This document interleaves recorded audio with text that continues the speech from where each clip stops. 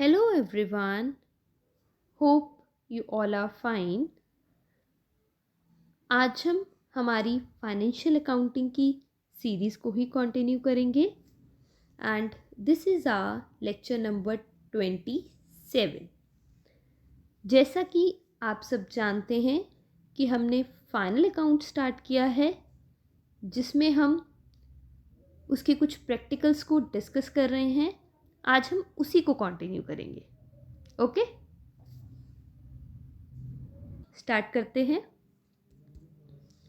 आज का हमारा क्वेश्चन है, from the following information prepare the trading and profit and loss account for the year ended 31st of December 1995 and balance sheet on the date. आपके पास trial balance given है और उससे आपको trading and profit and loss account और balance sheet prepare करनी है।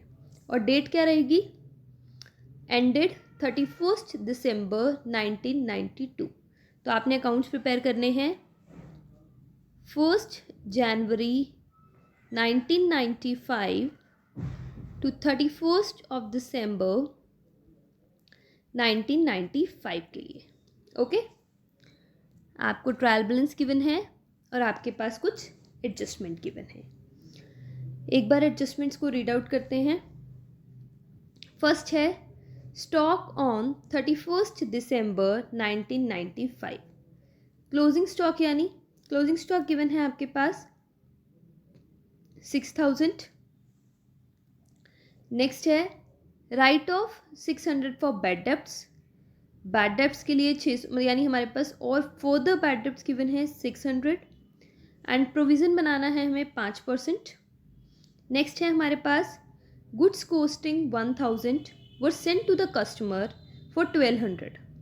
हमने गुड्स जिसकी कॉस्ट थी 1000 रुपये वो हमने कस्टमर को भेज दिए on 30th December 1995 on sale और रिटर्न बेसिस। बट हमने इसको रिकॉर्ड कैसे किया था? As an actual sales. मतलब 1000 के गुड्स हमने 1200 के बेचे, ठीक है, और इसको एक्चुअल सेल्स की तरह रिकॉर्ड कर लिया। बट जो हमने ये सेल्स की थी वो रिटर्न बेसिस पे की थी। तो हमने करी थी ना रिटर्न बेसिस की एंट्री, कि जब हम रिटर्न बेसिस पे करते हैं तो उसे हमें क्या करना पड़ता है? एडजस्ट करना पड़ता है, बिकॉज वो अभी तक सेल्स नहीं हुई, उसके बारे में हमारे पास कोई इन्फॉर्मेशन नहीं आई। नेक्स्ट है हमारे पास general manager is to be given commission at 10% of net profit. Sorry, एक स्किप हो गया। फोर्थ है हमारे पास 240 paid as rent of the office was debited to landlord account. 240 जो हमने रेंट दिया था ऑफिस का वो हमने लैंडलॉर्ड अकाउंट में डेबिट कर दिया और उसको डेटर्स में इंक्लूड कर दिया।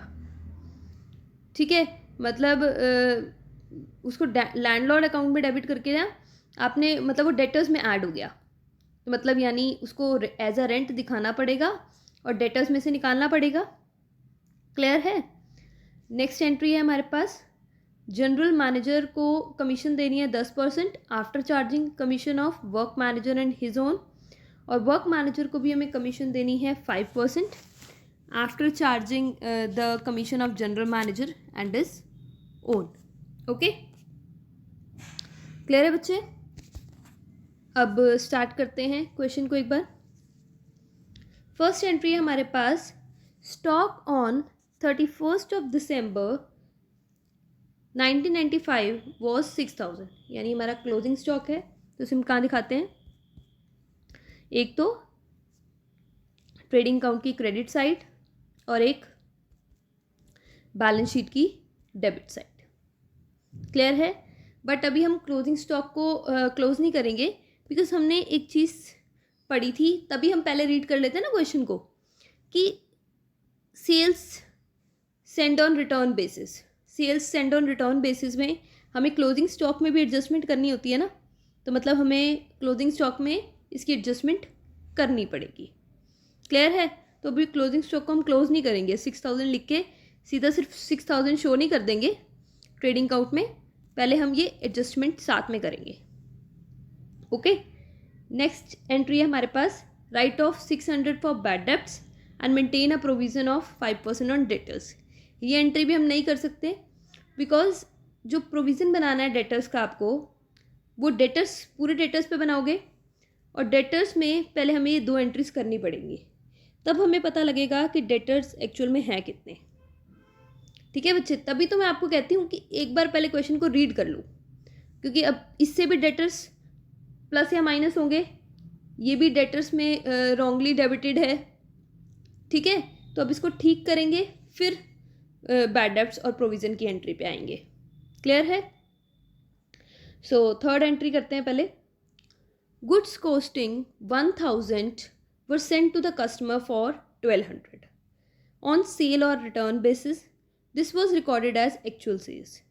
ठीक है, हमने सेल और रिटर्न बेसिस पे उसको सेल आउट किया और उसे as a actual sales record कर लिया, और अब तक हम मतलब दैट मीन्स हमारे पास कोई इन्फॉर्मेशन नहीं आई, तो उसको ठीक करना पड़ेगा।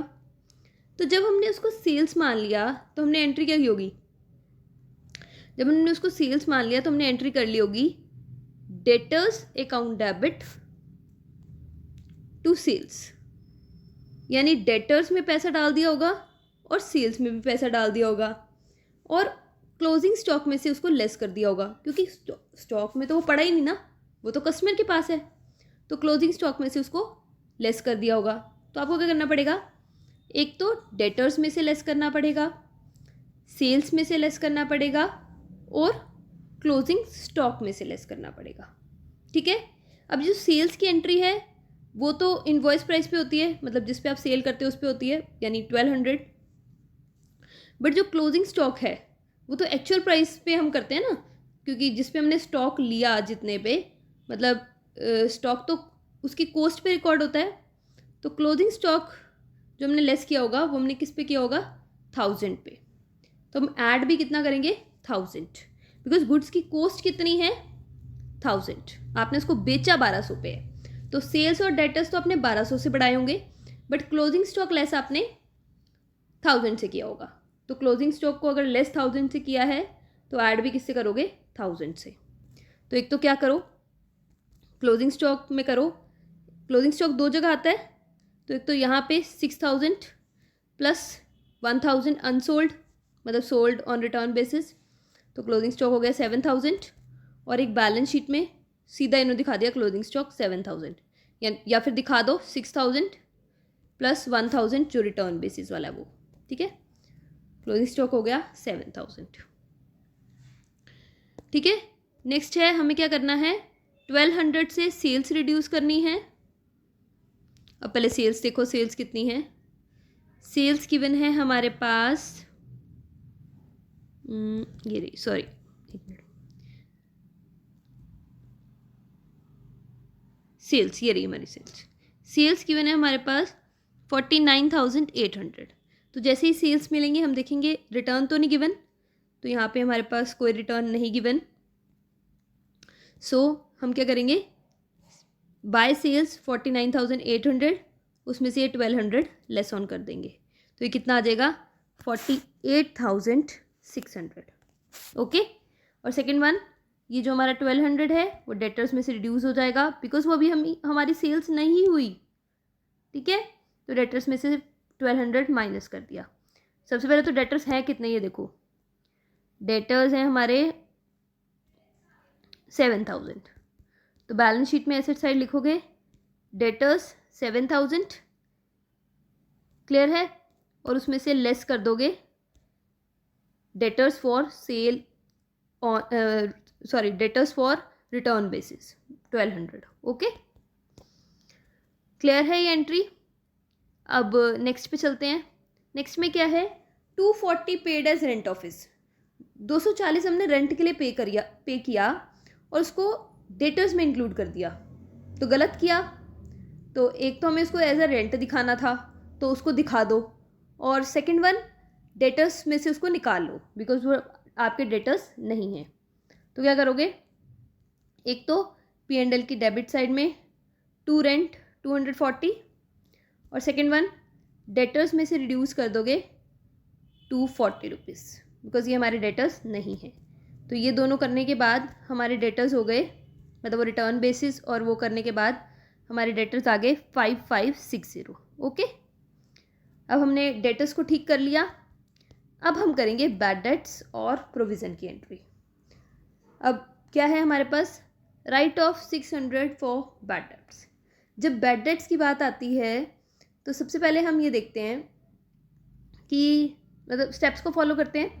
तो सबसे पहले देखते हैं कि बैड डेट्स गिवन है। तो सबसे पहले देखो बैड डेट्स गिवन है, हाँ जी बैड डेट्स गिवन है कितने के, 200। सबसे पहले तो P&L की डेबिट साइड में लिखो 2 बैड डेट्स कितना, 200। ओके, फिर हम देखेंगे क्या कोई फर्दर बैड डेट्स हैं, यानी क्या कोई बैड डेट्स हमारे उसमें गिवन है क्या नाम है एडजस्टमेंट्स में। तो यस, एडजस्टमेंट में गिवन है हमारे बैड डेट्स 600। ठीक है, तो यानी टोटल बैड डेट्स कितने हो गए हमारे 800। उसके बाद हम क्या करते हैं कि क्या कोई प्रोविज़न मेंटेन करना है। तो यस, प्रोविज़न भी मेंटेन करना है। पहले तो डेटर्स को दो जगह डाल दें, एक तो हमने यहाँ P&L की डेबिट साइड में, और सेकंड वन बैड डेट्स को क्या करेंगे डेटर्स में से लेस। तो बैड डेट्स के बाद डेटर्स कितने हो गए हमारे 4960। ओके, फिर हम देखते हैं कि कोई प्रोविज़न तो नहीं गिवन, तो प्रोविज़न भी मेंटेन करना है हमें कितना, 5%। सो आफ्टर बैड डेट्स पे ही लगता है वो, तो 4960 पे हमारा कितना लग जाएगा 5%। तो 4960 पे 5% कितना हो जाएगा हमारा, ये हो जाएगा 248।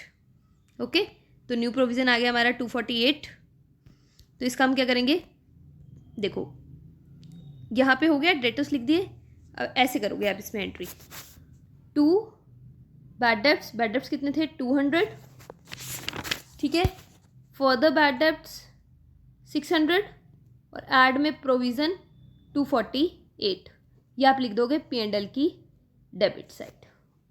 ओके, और फिर देखोगे कि क्या कोई प्रोविज़न ट्रायल बैलेंस में तो नहीं गिवन, तो यहाँ पे ट्रायल बैलेंस में भी प्रोविज़न गिवन है 1200 का, उसे आप लिख दोगे P&L की क्रेडिट साइड में बाय ओल्ड प्रोविज़न कितना 1200। ये आप डेबिट साइड में दिखा दोगे और ये आप क्रेडिट साइड में दिखा दोगे। ओके, देखो हमारे पास ओल्ड प्रोविज़न गिवन है ना, provision for bad dates 1200। Okay, clear है, ये हो गया बच्चे। उसके बाद आप क्या करोगे, ये जितनी भी सारी आइटम्स आपकी गिवन हैं उसे ट्रेडिंग अकाउंट, P&L अकाउंट और बैलेंस शीट में ट्रांसफ़र कर दोगे। अब ये तो कर लोगे ना, बहुत सारे क्वेश्चंस हमने कर लिए। और फिर उसके बाद आप क्या करोगे, ग्रॉस प्रॉफिट निकालोगे, उसको ट्रांसफ़र करोगे यहाँ पे P&L में, और फिर नेट प्रॉफिट निकाल लोगे। ठीक है, बिकॉज अब हमें निकालनी है मैनेजर्स कमीशन। देखो अब हमें मैनेजर को कमीशन देनी है। मैनेजर की कमीशन कितनी है, 10% of net profit after charging the commission of work manager and his own. मतलब जनरल मैनेजर की जो कमीशन है वो कितनी होगी, नेट प्रॉफिट का 10%, यानी 10 divide by 100 plus after charging the commission of work manager. Work manager की कमीशन चार्ज करने के बाद, यानी वर्क मैनेजर का रेट ऐड कर देंगे यहाँ पे, आफ्टर है ना, और एंड हिज ओन अपनी भी चार्ज करने के बाद, यानी प्लस 10। तो मतलब कैसे निकलेगा इसकी commission, net profit into 100 divide by 150। अगर यहाँ पे लिखा होता ना after charging the commission of work manager सिर्फ, तो उसकी हम खुद की ना लेते, फिर हम सिर्फ 100 प्लस 5 ही कर देते, बट लिखा हुआ ना वर्क मैनेजर की पर खुद की भी। क्लियर है। अब ऐसे ही work manager is to be given commission, work manager की कमीशन कैसे निकालेंगे, नेट प्रॉफिट परसेंटेज कितनी 5% after charging the commission of general manager, यानी 100। जनरल मैनेजर की कमीशन कितनी है 10 एंड हिज ओन, उसकी अपनी कितनी है 5, यानी इसका प्रॉफिट इसकी कमीशन कैसे निकलेगी, net profit into 5 divide by 115। Okay, तो आप क्या करोगे, P&L से आप नेट प्रॉफिट निकालोगे पहले तो कमीशन से पहले वाला, फिर उसको यहाँ पे ट्रांसफ़र करोगे, बिकॉज अभी हमें कैलकुलेशन करनी होती है ना, तो उसको हम अलग से करते हैं। तो नेट प्रॉफिट आ रहा है 16592। अब क्या करेंगे, हमने किया था कि वर्क मैनेजर की कैसे निकलेगी, 16592 वर्क मैनेजर की 5% थी ना, 5 divide by after charging general manager commission यानी 10% और उसके अपने 5, तो ये हो गए 115। और जनरल मैनेजर की कैसे निकल जाएगी, 16592 उसके 10% है, 10 डिवाइड बाय 115, ठीक है, जो आ जाएगा, इसका आ जाएगा 721, इसका आ जाएगा 1443। अब उसके बाद हम क्या करेंगे, इस नेट प्रॉफिट में से ये दोनों कमीशंस लेस कर देंगे, तो हमारे पास आ जाएगा net profit after giving commission, और इसको हम ट्रांसफ़र कर देंगे बैलेंस शीट में capital side, sorry balance sheet में लाइबिलिटी साइड कैपिटल में ऐड। और ये जो कमीशन जो हमने दोनों निकाली हैं, ये क्या हो जाएंगी, हमारी आउटस्टैंडिंग कमीशन, तो बैलेंस शीट की लाइबिलिटी साइड में वर्कर्स मैनेजर कमीशन, और सेकंड क्या लिख देंगे हम, जनरल मैनेजर कमीशन। ओके, हो जाएगा, ये क्लियर है। होप आपको ये क्वेश्चन क्लियर होगा। नेक्स्ट क्वेश्चन देखते हैं। नेक्स्ट क्वेश्चन है हमारे पास, the following trial balance was extracted from the book of merchant on 31st of December 1992। Trial balance given है आपको 31 दिसंबर का। आगे गिवन है, prepare the final account after taking into following adjustment. आपको फाइनल अकाउंट प्रिपेयर करना है और उसके लिए आपको कुछ एडजस्टमेंट गिवन है। ट्रायल बैलेंस में वेरियस आइटम्स गिवन है हमारे पास, ठीक है, और हमें क्या करना है, हमें फाइनल अकाउंट्स प्रिपेयर करने हैं। ओके, सो देखते हैं। अच्छा, पहले तो डेट क्या है, डेट है 31 दिसंबर 1999, तो हमारा होगा 1 जनवरी 1999 टू 31 दिसंबर 1999। ओके, एडजस्टमेंट्स गिवन है हमारे पास, रीड आउट करते हैं। First one is closing stock on 31 दिसंबर 1999 वॉज, क्लोजिंग स्टॉक कितना है 3250। बिल्डिंग को डेप्रिशिएट करना है 5% से, मोटर कार को 10% से। Okay, N amount of 285 was due for interest on bank overdraft. 285 का जो अमाउंट है वो ड्यू है इंटरेस्ट के लिए बैंक ओवरड्राफ्ट, ठीक है, मतलब देना है हमने interest. Second one is salary has been paid for 11 months. जितनी भी सैलरी गिवन है वो हमने 11 महीने के लिए पे करी है, यानी 1 महीने की सैलरी हमारी आउटस्टैंडिंग है। नेक्स्ट है इंश्योरेंस 100 वॉज प्रीपेड। जितना भी अमाउंट इंश्योरेंस का ट्रायल बैलेंस में गिवन है उसमें से 100 जो है वो प्रीपेड है, यानी उसका पे करने का टाइम नहीं आया था, आपने उससे पहले ही उसको पे कर दिया। Next is write off 100 as further bad debts. 100 rupees हमने as a further bad debts write off करने हैं और प्रोविज़न भी क्रिएट करना है 5% का। Next is goods costing 300 was given away as charity. 300 के गुड्स आपने एज अ चैरिटी दे दिए। नेक्स्ट है अ bill receivable for 500 was discounted in November but it was due in January, next January. Bill receivable है 500 का जो discount कराया हमने नवंबर में, बट वो ड्यू नेक्स्ट मंथ में हो रहा है, तो ये हमारी क्या होती है, कॉन्टीजेंट लाइबिलिटी। बिल रिसीवेबल हमने बैंक से डिस्काउंट करा लिया, ठीक है, तो पैसे मिल गए हमें, बैंक ने डिस्काउंट काट के हमें पैसे दे दिए, ठीक है। अब ये कंडीशन है कि अगर हमारा डेटर टाइम पे बैंक को पैसे दे देता है तो हमारी कोई लाइबिलिटी अराइज नहीं होगी, बट अगर जो डेटर है वो बैंक को पैसे नहीं देगा तो हमारी लाइबिलिटी अराइज हो जाएगी। मतलब एक कंडीशन है कि अगर डेटर टाइम पे कर देगा तो हमारी लाइबिलिटी अराइज नहीं होगी, बट अगर डेटर ने पे नहीं किया तो हमारी लाइबिलिटी अराइज हो जाएगी, तो उसे हम क्या बोलते हैं, कॉन्टीजेंट लाइबिलिटी।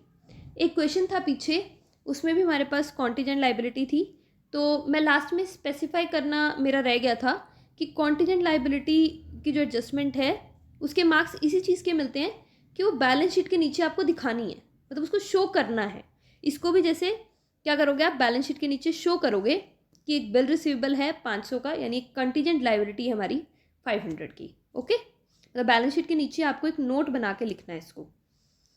क्लियर है, मतलब ये भी भूलना नहीं है आपने लिखना। ओके बच्चे, स्टार्ट करें। क्लोजिंग स्टॉक है 3250। क्या करेंगे इसका, एक तो हम ट्रेडिंग की क्रेडिट साइड में दिखा देंगे और एक बैलेंस शीट में एसेट साइड में। ओके, हो जाएगा ये तो। सेकंड है depreciate building by 5% and motor car by 10%। Building को डेप्रिशिएट करना है आपने, मतलब बिल्डिंग की वैल्यू रिड्यूस करनी है 10% से, और मोटर कार की बिल्डिंग की 5% से और मोटर कार की 10% से। तो मोटर कार पे 10% डेप्रिसिएशन लगा दोगे और जो अमाउंट आएगा उसको कहाँ लिख दोगे, एक तो मोटर कार में से रिड्यूस कर दोगे और सेकेंड वन P&L की डेबिट साइड में शो कर दोगे।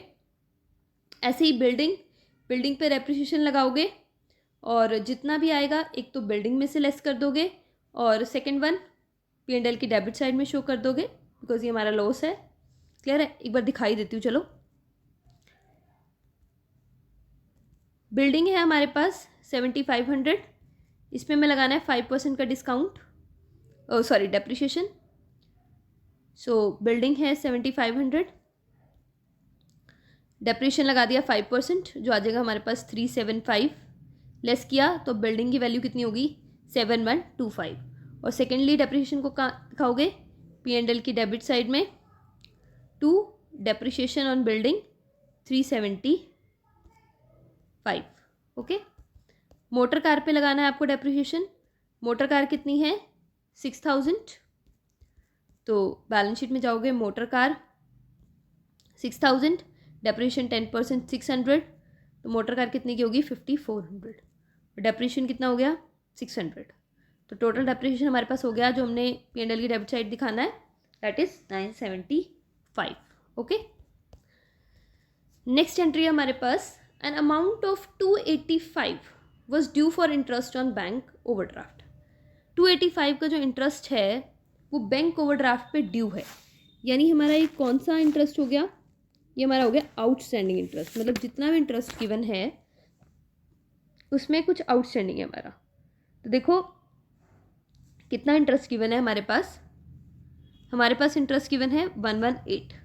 अब इसमें आउटस्टैंडिंग कितना है हमारा, 285, यानी हमारा सिर्फ 118 नहीं है, साथ ही साथ 285 भी है, जो वो क्या है, आउटस्टैंडिंग है। तो ऐड ऑन करते हैं, इसी बार का है ना, तो इंटरेस्ट उसमें ऐड कर देंगे, to outstanding interest on bank 285। एक ये हमारी लाइबिलिटी है, तो कहाँ ऐड हो जाएगा, बैंक ओवरड्राफ्ट में आउटस्टैंडिंग इंटरेस्ट। मतलब बैंक ओवरड्राफ्ट के साथ साथ जो बैंक ओवरड्राफ्ट का अमाउंट है उसके साथ साथ हमें 285 का इंटरेस्ट भी पे करना है, यानी बैंक ओवरड्राफ्ट हो गया 5735। ओके, अगर इंटरेस्ट ऑलरेडी ना गिवन होता तो आप इसको नॉर्मली P&L की डेबिट साइड में शो कर देते। नेक्स्ट है हमारे पास, salary have been paid for 11 month. Salary जो है वो 11 मंथ्स के लिए आपने पे की हुई है, यानी हम 12 मंथ्स का बनाते हैं, मतलब आपके जो अकाउंट्स होते हैं वो 12 मंथ्स के प्रिपेयर होते हैं। तो यानी जो 1 मंथ का है वो आपका क्या हो गया, आउटस्टैंडिंग। क्लियर है बच्चे? सो अब देखो सैलरी कितनी गिवन है, सैलरी गिवन है हमारे पास 3300। तो यानी ये जो 3300 का अमाउंट है वो कितने मंथ्स का गिवन है, 11 मंथ्स का। तो अगर 3300 11 मंथ्स के लिए है तो 1 मंथ की सैलरी कितनी हो जाएगी हमारी, 300। ओके, यानी आउटस्टैंडिंग सैलरी कितनी होगी हमारी, 300। तो एक तो सैलरी में ऐड कर देंगे, बस इसी साल की है ये हमारी आउटस्टैंडिंग, मतलब बिलोंग तो इसी ईयर को करती है ना। तो to salary 3300 add outstanding salary 300, तो सैलरी टोटल दिखा दी 3600। और एक बैलेंस शीट की liability side, outstanding salary 300। Okay, next adjustment है हमारे पास, इंश्योरेंस 100 वॉज प्रीपेड। जो हमारे पास इंश्योरेंस का अमाउंट गिवन है उसमें जो 100 है वो प्रीपेड है, ठीक है। तो प्रीपेड है मतलब इस साल से रिलेटेड नहीं है, तो पहले तो इंश्योरेंस में से निकालो इसको। तो इंश्योरेंस हमारे पास गिवन है 800, ठीक है। तो इंश्योरेंस में से निकाल दो इसको, तो कैसे निकालोगे, लेस कर दोगे। तो टैक्सेस और इंश्योरेंस गिवन है 800, तो आप उसमें से लेस कर दोगे प्रीपेड इंश्योरेंस, बिकॉज वो इस साल से रिलेटेड नहीं है, तो हमारे पास आ जाएगा 700। और सेकेंड वन, ये हमारी एसेट है, बिकॉज हमने पे कर दिया तो आगे पे नहीं करना पड़ेगा, और उसकी जो भी मतलब एडवांटेजेस होंगी वो आपको फ्यूचर ईयर में मिलेंगी। तो बैलेंस शीट की एसेट साइड में प्रीपेड इंश्योरेंस, ओके। नेक्स्ट है write off 100 as further bad debts and also create a provision by 5%। Bad debts given है आपके पास और गिवन है कि प्रोविजन भी मेंटेन करना है आपको। तो इस केस में हम स्टेप्स को फॉलो करते हैं। फर्स्ट वन इज, देखते हैं कि ट्रायल बैलेंस में कोई बैड डेट्स गिवन है, तो यस ट्रायल बैलेंस में बैड डेट्स गिवन है 175। तो सबसे पहले तो इनको लिख दो P&L में 175। पहले हम बैड डेट्स को ही ख़त्म करते हैं ना, तो ये हो गया। अब दूसरा कि बैलेंस जो हमारे एडजस्टमेंट है उसमें कुछ बैड डेट्स गिवन है, तो उसमें गिवन है फर्दर बैड डेट्स ऑफ 100, तो वो दो जगह जाते हैं। एक तो इसमें ऐड कर दो कि अब 175 के साथ साथ 100 का और नुकसान हो गया। और सेकेंड वन डेटर्स में से लेस, तो पहले देखो डेटर्स हैं कितने हमारे, डेटर्स हैं हमारे 4000, तो डेटर्स हो गए 4000, उसमें से लेस कर दोगे बैड डेट्स 100, तो ये कितने आ गए 3900, ओके। मतलब हमारे डेटर्स आफ्टर बैड डेट्स कितने हो गए 3900। नेक्स्ट हम क्या देखते हैं कि कोई प्रोविज़न तो नहीं मेंटेन करना, यानी कोई न्यू प्रोविज़न तो नहीं गिवन, तो गिवन है 5%, तो क्रिएट करते हैं। प्रोविज़न क्रिएट होता है डेटर्स माइनस बैड डेट्स, सो 3900 पे हम प्रोविज़न क्रिएट करेंगे कितना 5%, 5% ही गिवन है ना, तो 5% कितना हो जाएगा 195, ओके। सो लेस कर दोगे इसमें से, तो कितना आ जाएगा 3705, ओके बच्चे। अब क्लियर है। फिर नेक्स्ट हम देखते हैं कि कोई ओल्ड प्रोविज़न तो नहीं गिवन, कि यानी कोई प्रोविज़न हमारे ट्रायल बैलेंस में तो नहीं गिवन, तो ट्रायल बैलेंस में भी गिवन है हमारे पास provision, that is 300। Trial balance में जो गिवन होता है वो कहाँ करते हैं हम, उसे हम शो करते हैं बैलेंस शीट की क्रेडिट साइड में बाय ओल्ड प्रोविज़न 300, या फिर आप इसमें से लेस भी कर सकते हो as per your choice, okay. बात एक ही है वैसे, क्लियर है। Entry complete. Discount on debtors भी नहीं बनाना आपने, मतलब जो प्रोविज़न है डिस्काउंट के लिए वो भी नहीं बनाना, तो हमारी कंप्लीट होगी। नेक्स्ट है goods costing 300 were given away as charity. 300 के गुड्स हमने चैरिटी एज अ चैरिटी दे दिए। तो अगर हमने 300 के गुड्स एज अ चैरिटी दे दिए, तो एक तो गुड्स चले गए, तो परचेज में से लेस, और सेकेंड वन एक्सपेंस है हमारा, तो एक तो हम क्या करेंगे 300 को परचेज में से लेस, तो पहले तो परचेजेस लिखो। परचेजेस कितने हैं, सबसे पहले परचेजेस हैं 5495 के, परचेजेस लिख रहे हो तो रिटर्न्स भी देखो। परचेज रिटर्न देखो, परचेज रिटर्न क्या होता है, परचेज रिटर्न होता है हमारे पास क्रेडिट, और सेल्स रिटर्न क्या होता है डेबिट, बताया हुआ ना मैंने। तो ये जो सेल्स रिटर्न है वो कितने हैं 200, और परचेज रिटर्न कितने हैं 125। तो परचेज लिखोगे 2475 लेस परचेज रिटर्न 125, ठीक है। उसमें से फिर लेस करोगे चैरिटी इन गुड्स 300, ओके। और सेकेंड वन P&L की डेबिट साइड में लिख दोगे टू चैरिटी इन गुड्स 300, हो गया।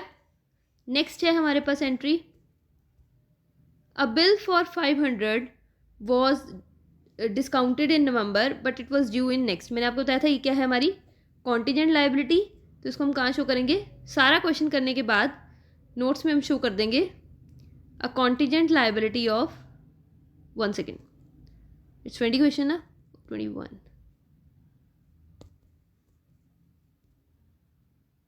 ओके, दिस वन, ये देखो, there was a contingent liability of 500, ऐसे शो कर दोगे आप बैलेंस शीट के नीचे। ओके, और ये शो करना है, ये बहुत ही इंपॉर्टेंट है, बिकॉज ये जो इन्फॉर्मेशन है वो हमारे यूजर्स के लिए बहुत इंपॉर्टेंट होती है। क्लियर है? एडजस्टमेंट्स होगी हमारी, बस बाकी जो ट्रायल बैलेंस के आइटम्स हैं उन्हें ट्रांसफ़र कर देंगे नॉर्मली एक एक जगह। बस क्वेश्चन फिर उसको हम क्या करेंगे, क्लोज कर देंगे, ग्रॉस प्रॉफिट निकालेंगे, नेट प्रॉफिट निकालेंगे, नेट प्रॉफिट को बैलेंस शीट में ट्रांसफ़र करेंगे, फिर बैलेंस शीट का टोटल करेंगे, जो आ जाएगा equal, that means question is correct. Okay, done. आज के लिए बस इतना ही। आपको ये लेक्चर कैसा लगा मुझे कमेंट करके ज़रूर बताएं। अगर आपकी कोई क्वेरी है तो वो भी आप मुझे कमेंट कर सकते हैं। Thank you so much for your attention. Don't forget to like, subscribe and press the bell icon. Have a nice day.